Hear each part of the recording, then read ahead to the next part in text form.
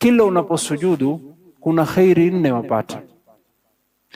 Kuna daraja Mwenyezi Mungu akunyanyua, kuna thawabu Mwenyezi Mungu akupa, kuna madhambi Mwenyezi Mungu akufutia, na wamtia dhiki na kumliza shetani.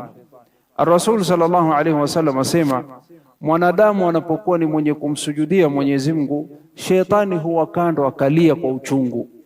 Kwa nini? Kisha sema ya wailah, mimi nimeangamia, I've lost it, sina lolote. Kisha kisema umira bisujudi fasajad, huu mwanadamu ameamrishwa kumsujudia Mwenyezi Mungu na amesujudu. Falahu aljanna, na yeye ameahidiwa pepo na pepo ni yake. Wa umirtu bisujudi faasait, niliamrishwa kumsujudia Allah nikamuasi Mwenyezi Mungu, falia nar, na mimi naingizwa motoni.